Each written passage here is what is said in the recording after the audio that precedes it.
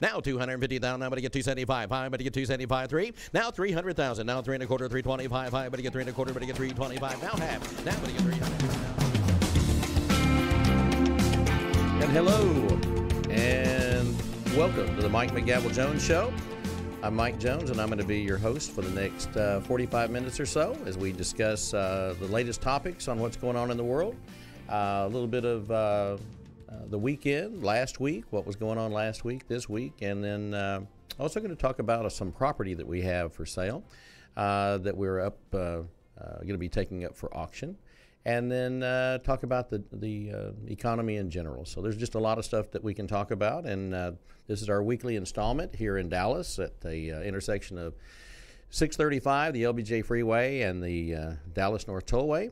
And we are in Lincoln Center. And we have Zach as our producer. Good morning, Zach. Hello, Mike. How's it going? It is good.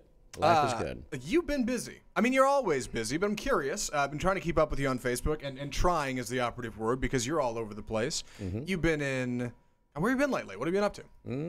Well, let's see. Last week, I guess it would be Monday, we were at Scottish Rite Children's Hospital here in Dallas, just down the tollway at the exit at Oak Lawn. And we have an annual event with the Texas Auctioneers Association where we have our new champion auctioneer basically conduct an auction with the kids. Mm-hmm. And then they have a board meeting, and they do that at Scottish Rite. And we've been doing this now. I just found this out. I'd forgotten. This is how long I've been involved with it, but we've been doing this for about 18 years. Oh, wow. Yeah. And so the auction school over the last few years has raised funds through our school auctions at America's Auction Academy, formerly Texas. And our cumulative raise has been, we're getting close to $300,000, and probably we'll hit that in the next two classes for sure. But we did a check presentation for a little over $270,000, maybe $278,000, somewhere around there. That's tremendous. Yeah, and that was, that was a great opportunity to show what our students have done and our instructors have done, and then also the guests that we have that come to these auctions because they're all in-house. Yes. And then we also had a separate check presentation for this calendar year specific, which was around $17,000, I believe. I think that's right. However, that it was a rush deal. The neat thing about that event, it's always the first Monday of December, and it coincides with the visit from the Dallas Cowboys. Yes. And so we have the Cowboys bus out front, and all the players come, and I'm sure there's some exceptions to the rule of who is and who isn't, but we had some of the key players. And it's always cool because when you come in and you've got your Texas auctioneers and we're all walking through, and then you get to look over the balcony there and you see all the players lined up signing autographs for the kids at the hospital and their families. So it's a very positive, upbeat day all the way around. Not to just straight up plug your page, but that's one of the cool things about following you on Facebook. I saw a post on the front page of Reddit, somebody whose son, I think, was at Scottish Rite, and they had a picture with a couple of Dallas Cowboys. Mm-hmm. And I thought to myself, well, shoot, I had seen that. I had seen them all out there signing autographs and stuff earlier because I follow you and keep up with that. So I guess what I'm saying to people is go ahead and follow the Mike McGavel Jones Show on Facebook to keep up with this stuff. Well, and I appreciate that. We enjoy doing the show. It's a way for us to inform people of what we're up to and get involved with the community, and also the general population of realtors and auctioneers. So, the show has been fun. I don't know how many we've done now, like 14 or so. But this is episode 16. 16, actually. Okay, yeah. Well, and we'll have another show next week, and we have a special guest for next week, and that'll be Brenda Cole from over in Grapevine, South Lake, and we'll talk about that a little bit later. Not to bury the lead here, but speaking of the Dallas Cowboys, that's some big news, right? Yeah. Well, there is that. That big star in the room. The Cowboys did quite well yesterday. They had some faux pas, obviously, and Dak had some issues. But then if you look at the day overall, to win against Philadelphia 2 times in a year, and of course they're this past year the Super Bowl champions. Yes. They're not the team they were, obviously. And but neither are the Cowboys. So 5 wins in a row. We're 2 out ahead of Washington and Philadelphia. So who knows what's going to happen? But we can win out or we can lose out. We're up against some pretty good teams, but the good teams that we're talking about have been losing. So we've got a chance. I saw the Packers just changed coaches. Apparently, after a couple of years of Super Bowl fame, things aren't going so hot for them. I wonder how long you can ride that. You know, how long can you ride on? Hey, we just won the Super Bowl before. Okay, it's time to get back on the horse and start winning games again. Philadelphia seems to be struggling. Well, evidently, you can do quite well and not win a Super Bowl. You know, after Game 3 this year, everybody wanted to hang Garrett and get him out and, you know, get rid of that guy. And you know, our good friend Jerry Reynolds, who has his own radio show here in Dallas, you know, he's a big car guy. Oh, sure. And Jerry's posting on Facebook yesterday. You know, I'm watching the game. He's posting stuff, and he's like, you know, fire the kicker now. You know, and then the guy kicks the record-breaking field goal for any kicker in Dallas history, like a 64-yard field goal. So that was hilarious. And then Jerry goes, and then he was all over Dak, and the next thing he goes, you know, then he's saying that Dak can't throw over 20 yards. Everything he said was wrong. So and I've invited Jerry to come on the show. I'll let him get this right. Yeah. You know, but we're going to have some cool people on the show. You know, I've been sending out some invites to the show, and people that are big-time Texans, and then also people that are not, that are just, you know, in certain business niches. We are going to have, in fact, I got a confirmation last week. I don't have the date set yet, but we're going to have our Texas agriculture commissioner is going to be on. So Sid Miller, who I've known for a long time, back when he was, you know, basically a lobbyist. He was actually the lobbyist for the Texas Auctioneers Association. So I've written the ag commissioner checks before, and so we got to know each other that way. And then, but he's very gracious and very willing to come on, and whether he's back home in Stephenville or down in Austin, you know, when he comes up this way, I just said, look, when you're coming into Dallas, let's set it up and you can do the show. And he was like, you know, 2 seconds later, sending me a messenger saying, "Yep, I'm all in. Just get with my scheduler." So that's cool, and we appreciate that a lot. There's one other thing I wanted to ask you about. I know we have a whole show to get to, but before we get to that, you spent the weekend somewhere particularly interesting. Well, you know, I literally ran out of Scottish Rite. I didn't even get to stay. I stayed for the auction, but I didn't stay for the luncheon, which I normally do, because when we go to Scottish Rite, we usually have about 30-minute presentation from the doctors at Scottish Rite to kind of give us an update on what's going on and what they're doing for the kids and kind of the state of the hospital. And this is one of those years I just couldn't do it, and because I had a flight, and we had some classes out in Las Vegas with the National Auctioneers Association, and those classes were directly related to real estate, marketing, and real estate auctions. And so on my way, my layover was in Salt Lake. Oh, wow. And I relayed this story yesterday on my Facebook page, but I'm just because we have a few minutes to tell the story. Yeah. So I go into the Delta Club, and, you know, when you fly as much as I do, that's my normal stop. Right. And so I go in there, and I usually grab a bite and have a glass of wine or something. So I go into the Delta Club, and this young man from Africa comes up, and his name is Gene. And you'll see this story on my Facebook page. If you want to spend the time to read it, you can, but this is the short version. Gene is this great guy. He's probably 5'5", maybe 5'6". He's not exactly the tallest guy in the world, but he just has a smile. Gene has a smile. You know, he speaks English, but it's you know, it's kind of broken English based on Africa. He gets here. He's got his Delta pin on. He's got a U.S. flag on, which I always appreciate that. And so he stops off, just wants to know how things are going. I go, well, everything's great. And he said, what do you do? And I told him I was a real estate and general auctioneer, depending on, you know, what's happening this week, and a real estate broker here in the state of Texas, and nationally and internationally. We do events, and there you go. Yeah, I was going to say, I want to make sure I get this pulled up here. Well, there he is. Well, there's young Gene. And so, well, that's about right. He's probably about 5'5", 5'6". Anyway, sorry, not to interrupt. And with the hat, maybe, I don't know, 10 foot tall. But anyway, nice kid. Gene visited with me for a good 20 minutes, and then I took off for my flight. And I get down to the flight. I go on the plane. I sit down and realize I don't have my phone. Which let me tell you something. When I lose my phone, it's a big deal. Oh, sure. Because now I'm hyperventilating, and now I realize I have to go back to the Sky Club I ran.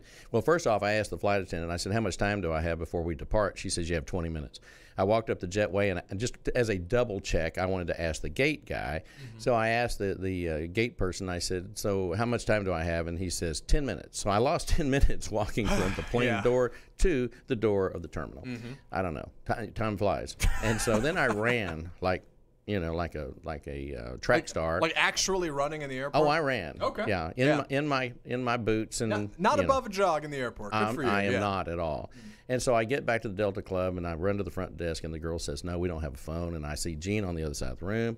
Now, and I'm really perplexed because I'm just going, look, if it's not here, I don't know where it is.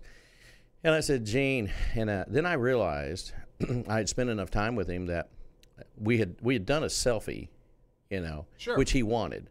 And then I let him try on my cowboy hat, which he liked. That was a big deal to him. And here's a guy from, here's a kid, literally a young man, who'd never had a Western hat on. So it was like a big deal to him. Yeah. And then I had also put his phone number in my phone.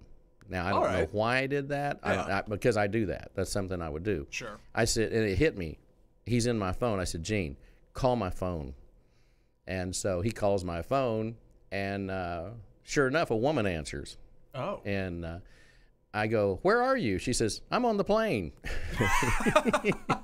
I said, "Who is this?" She goes, "It's the flight attendant." I said, "Where's my phone?" She says, "In the galley." So evidently when I was getting on the plane, taking off my sport coat, I set down my luggage and my phone in the galley. Oh. And then, because I was handing them my coat to hang up and all this stuff. Right. Bottom line is, it was just weird and wacky. And then I lost my phone again in Las Vegas about the third or fourth day there. And that was harder because it was like 24 hours before I was able to reclaim it. Oh, gosh. But I had that Find a Phone feature, and I highly, highly recommend Find a Phone. But the weird thing was where I was staying, which was Caesars, and I've been staying there for 40 years. It's a palace. It's Caesar's Palace. Sure. So I know where everything is, and it's just easy for me to get around. And it wasn't even where the events were that we were going to. But anyway, so I'm watching this phone move. On the tracker. It's a good place to be in. Well, I'm watching it. I'm watching it. It's now at Caesar's Palace, and now it's over at what's the one next door? Bellagio. Bellagio. Yeah. Now it's at the Bellagio. I'm going, well, my phone's moving around. Of course, they can't answer it, because they don't have the password or anything. Sure. Anyway, they brought it back, and so they turned it into security. And just some person. Just some person. We don't know who it was. Some good Samaritan. But the funny thing is, when I lost my phone, I went down to look for it and didn't find my phone, but I found somebody else's phone. Oh, okay. And turned it in. So I figured it was a trade out. There you go. Good deed for good deed. Sure. So anyway, then when I was flying back, of course, Vegas was pretty fun. They're pretty nice to you when you've been going there that long. Did you do pretty well out there? I don't want to talk about that part. Okay. All right. Well, I assume you did great then. Yeah. But I tell you what was great. Yeah. Went to the Blue Man Group. Yes. That was great. Yeah. And that was, we had good seats for that. And then also went and saw Brooks and Dunn. Love that. And Reba. Yeah. Oh, wow. That was fantastic. Yeah. And they were really, really good and had pretty good seats for that.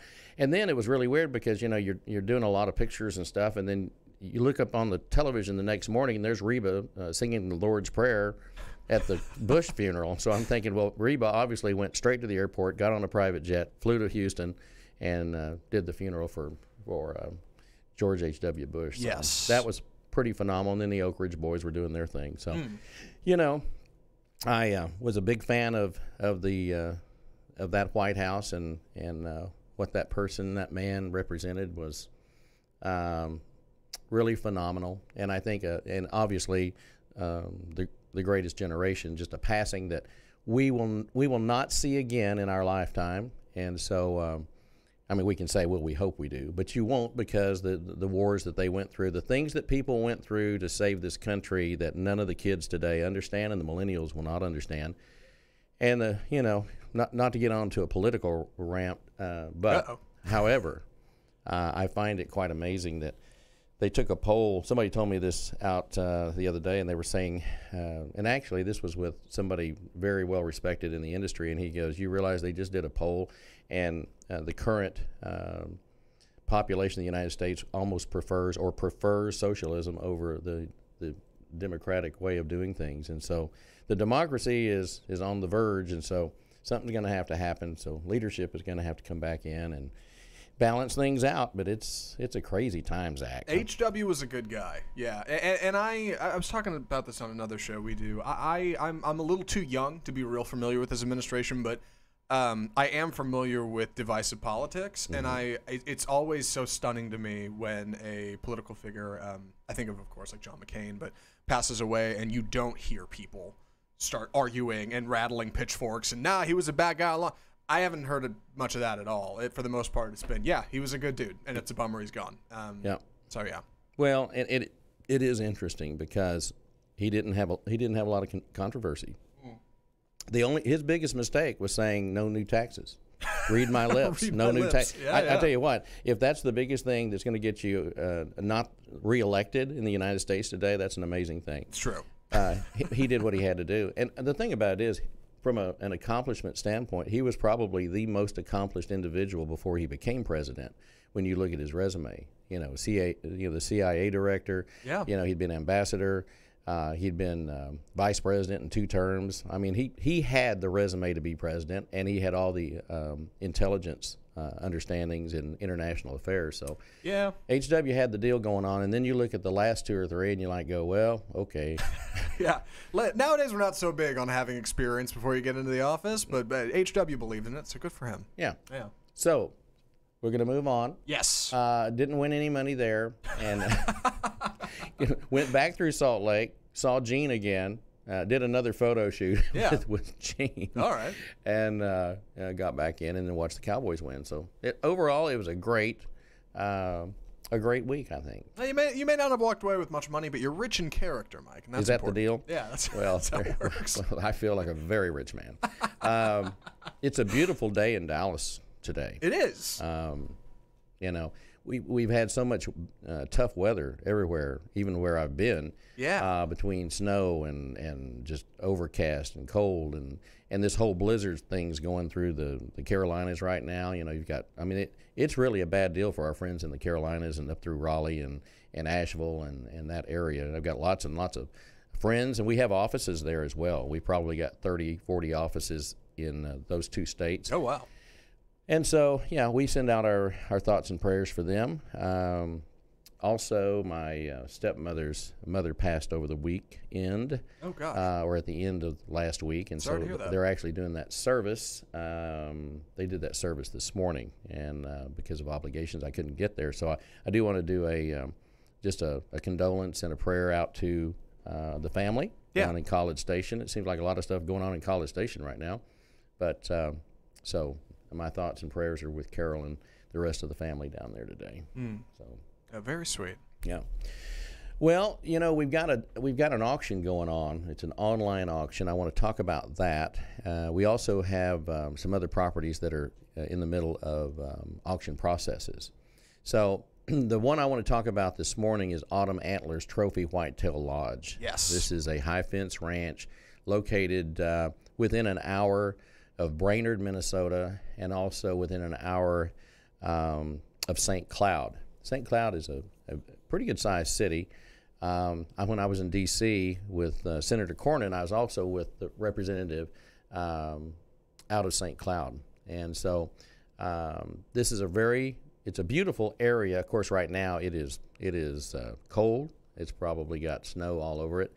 But it's a great place to go.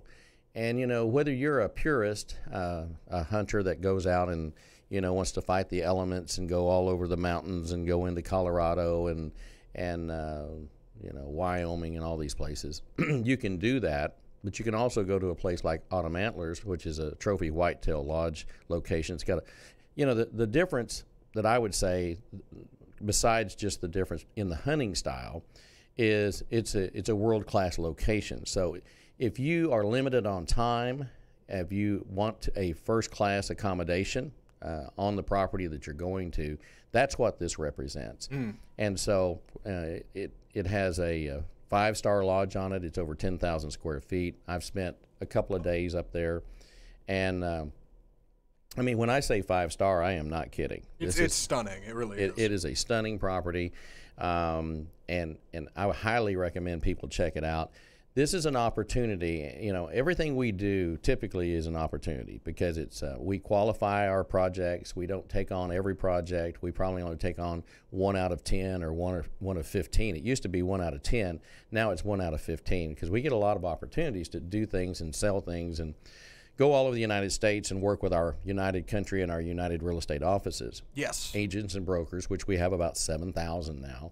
And but this is a phenomenal property. When you go to a hunting lodge, you don't typically have the best roads. You may have a paved road, but normally you don't. Now, if it's exclusive, you do. This one has paved road, paved parking.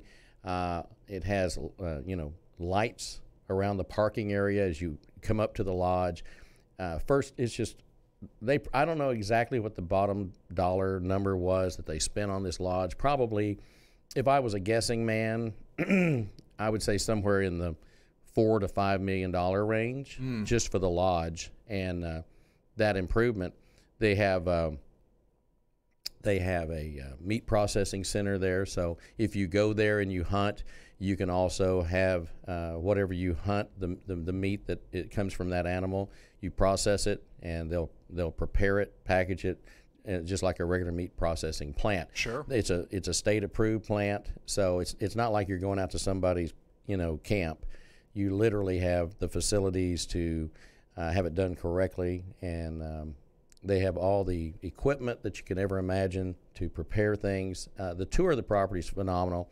This thing is wrapping up on December the 13th. Very soon. Very soon. So just got a few days left on the online auction. And if you're interested in this property, you need to check out www.trophywhitetaillodge.com. We've got that linked in the Facebook description as well. So for anybody who needs it, Zach, why don't you do this? I know that we have a video of this property. Yes. And this would probably be a great time. My screen is dark at this time, but I'm going to have you go. Yeah, you'll see it on there. I got you. And I know it's queued up. So why don't you hit that, and we'll let folks see what it looks like from the ground and above. Here it is. Okay.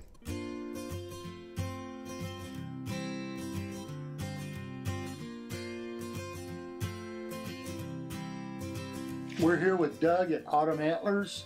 We're going to talk a little bit about this amazing ranch that's coming on the market very soon.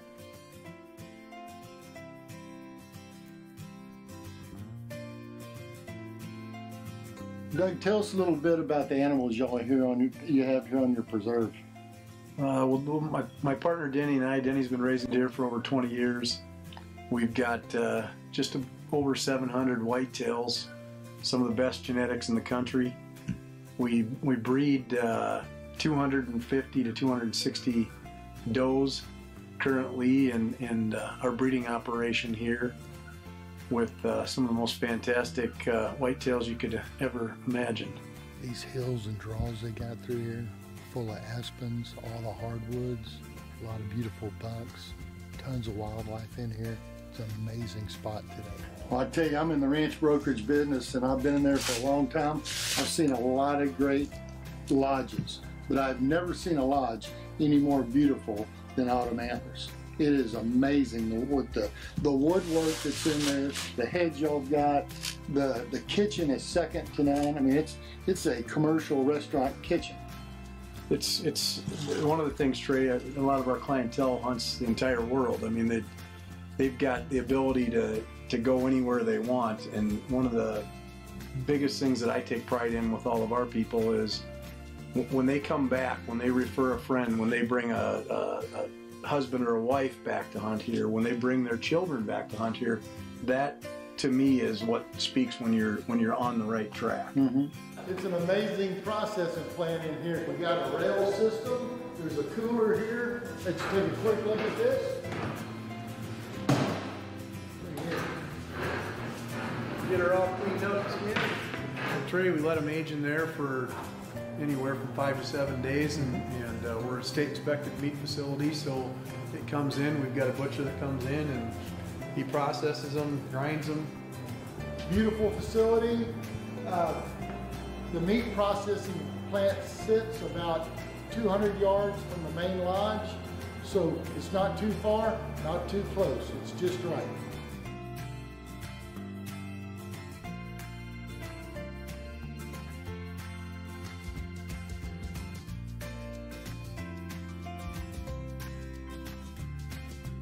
I'd like to thank Autumn Antlers. Man, this is an amazing ranch, amazing lodge. Remember, we got the beautiful lodge, we got the meat processor, we got the hunting, we got breeder pens, whitetail deer, red stag, elk, we got mouflon sheep, we've got a little bit of everything.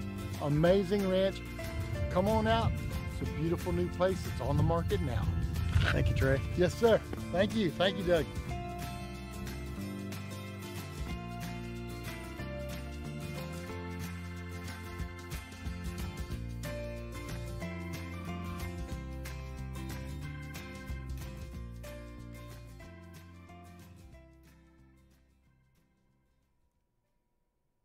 Well, that is something. Yeah, I'm telling you. I'm gonna be honest. I'm not a hunting man. Yeah. Not because I don't want to be. It's just I don't happen to live near any of my family in Michigan that I'll do it. But man, if I was gonna take a shot at it, I'd like to do it out there. Well, shoot. You know, I've been all over it, and you know, from the lodge itself, and then when you go on to the way I tell you what, it's funny. It's not so big you can't handle it. You know what I mean? No. Because when you're in this type of business, and it is a business. This is not just a recreational thing. You can make it a recreational thing. For someone to be real direct about it, you could have it as this hunting facility as it's set up now. Right. 2 weekends ago, they had folks in there, and they spent $100,000. It's pretty. They spent $100,000. I believe it too. Look at this place. It's not uncommon, and our guys will be Autumn Antlers. You know, in January they'll be at the Safari Club International show, both shows, the international show, and then the one that's going to be here in Dallas. And you know, that's where they typically book the hunts for the next 6 months to a year, and there's a huge amount of cash flow that comes from this type of business because of the clientele. Yeah. Writing the check or whatever, or spending the cash is not the issue. I know who some of the clients are. I'm not going to be specific, but I can tell you that without being exact with the number, but probably the percentage of people that come to Autumn Antlers, probably 30-40% of them come from Texas. Yeah. Because we're a hunting state. People love to hunt all over, different types of animals and deer. But in this particular case, it's a different experience. You know, like we don't get a lot of snow down here. Well, they were hunting over the weekend, and like the snow started probably about 2 or 3 weeks ago. So you get out in that snow, and you just have a great time, and you go back to the lodge. Well, going to that lodge is like going to a lodge in Reno, you know, a ski lodge. I would compare it to a ski lodge because you can do pretty much anything you want to. But I mean, it's a phenomenal place, and they have stands, and a lot of the equipment was actually built here in Texas. Yeah. So there's a lot of Texas influence on Autumn Antlers property. And then when you look at the four-wheelers, and let me tell you, the equipment that they have, it's I'm not going to say it's new, but they keep it like new. So you've got, if you saw in the photographs of the four-wheelers, and then you have the trailers, the aluminum trailer. Yeah. That one aluminum trailer probably cost over $75,000. And then you've got the breeding facility. Right now, you've probably got over 500, 600 animals on the property right now. Just in improvements alone, I'd say between the lodge and the meat processing facility, and then the breeding facility, and then the storage areas, you're looking at way over close to $10 million in improvements. People have said, and I read a lot of comments on Facebook, and people will comment, and they don't know anything about what they're talking about. They just make comments because it makes them feel good, and it's usually people that don't have any money. I'll be honest. I mean, that's typically it. It's like people that talk about politics, or they hate this politician or hate that politician, but they've probably never read anything about their voting record or the op-eds in the newspaper. They just have a comment. Mike, you're going to get us thrown off Facebook here. Watch out. That's okay. That's okay. Yeah. It is what it is. Oh, yeah, of course. It is what it is. And so anyway, in regard to this property, you just have to look at all the assets and say, okay, what do I want to do with it? Do I want to make it a corporate retreat? Do I want to keep it as a hunting facility? Do I want to make it a Christian camp? There's so many things you can do with this property that will lend to different people and different groups of people, different corporations. So I saw a note on Facebook, and they were saying something like, well, they probably aren't making any money, or, hey, hang around, it'll be in bankruptcy. Well, I got news for the world. It's not going to be in bankruptcy. You've got two multimillionaires that own the property. They simply have a lot of irons in the fire. One of them has interest in 15 to 20 different businesses.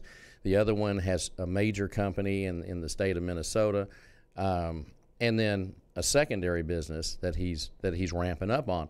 And they simply don't have enough time in the world to run this operation. So they want to sell it and move on to their next project and do something else. They are hunters. They like to hunt. One of them especially likes to hunt, and he enjoys the hunting experience. But it's like he said, Mike, we've owned this thing now. It's roughly, they've got 10 years in it, and he said it's time for me to go do something else. And then the other gentleman wants to retire from it. He's looking at his retirement age is coming up close, and he has plenty of money. They both have plenty of money, so it's not a forced sale. They don't have to sell. They simply would like to move it, and they wanted to move it through us. So between United Strategic Client Services and our broker, and we have this is a joint venture in conjunction with Sunbelt Business Advisors out of Minnesota. They're good friends of mine. And so Brent Engelbrecht is the broker of record, and Brent and his team have been all over the property and taking a look at it. And so the guys there, Brent and Dan and Randy, have been great at working together on this project. So we just want to invite the people out. With the brochures online, you can look at that. You can look at the video again. It is a business opportunity. It has brought in over $1 million in 1 year, and so. Quite frankly, it needs probably new ownership that's excited about it, that wants to spend the time and invest in building the business. And right now, they just haven't got the time. Now, since we started talking about selling it and putting it on the market, now all of a sudden they're booking like crazy. Oh yeah. Naturally. Now everybody wants to book. So, yeah. Well, hey, it's good. It's good press. But their clientele too this is important to remember.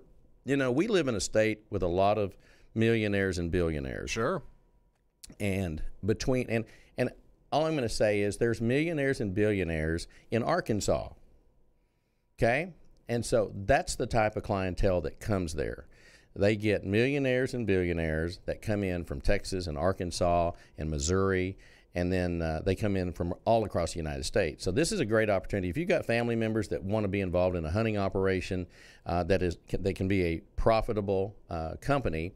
And I had someone call from California last week that said, I live in Silicon Valley, but my entire family lives in Minnesota, and we're looking at it as a possible business that we can all work together and all own together. Mm-hmm. And I think that's the key to this, is it's going to have to be somebody that if they want to keep it a ranch, they can. If they want to make it a corporate retreat, they can. If they want to make it a family retreat, maybe you're into hunting and you want this to be the family Kennebunkport. That's kind of different, isn't it? Oh, sure. Why not? Well, you got the lakes up there, so if you got a boat, you can go up there and do the lake thing too. Yeah. But they do have flights into Brainerd. Delta flies in there, and then they also have a lot of flights into St. Cloud. So it's easy to get to. Yeah, and like you said, paved roads, so you can drive up any time of year. Well, and there's a state highway that leads right up to the front of it. So it's not like you're having to drive through the woods to find the place. So it's very cool. And so I would just recommend that if you're interested in autumn antlers, the online auction is set to close the 13th, which is just in a few days from now, and it closes, I believe, at 2 p.m. And you can go to TrophyWhitetailLodge.com. That's TrophyWhitetailLodge.com, or you can call 800-485-8214, 800-485-8214, or you can call me directly at 214-906-5265, 214-906-5265. And we'll be happy to connect you with the right people and get you registered for this online auction, because it's an incredible opportunity, and our sellers are geared to sell. That's the main thing. It's not like they're sitting here going, hey, I got to have $10 million for this property, because they're not. They're very realistic. They understand what it's a business, and they also understand what asset value is, and they've spent a lot of time working on making it presentable to the public, and it's actively open, making money right now. So I think that's the key. So, Zach, it's been real, man. It's been real, and it's been fun, yes. So our next episode, we're going to have Brenda Cole, who has been a friend of mine since 1979, 1978, 79. So we've been friends for 40 years, and went to college together at North Texas. And she was my very first clerk when I got in the auction business. So that's how long I've known her. She was back when the family was working with me. We didn't call them employees because they were family. So probably Brenda was the only actual person who was like, now she swears to God that I never paid her, but I don't know.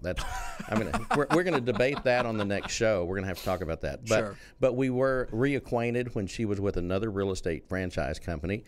And they were needing to have an auction, and so she recommended me, and I went in, and we had not seen each other in probably 20 years, and so now she is the broker of record and the managing broker for United Real Estate DFW, and that is located on Main Street in downtown Grapevine, right across from the Chili Parlor.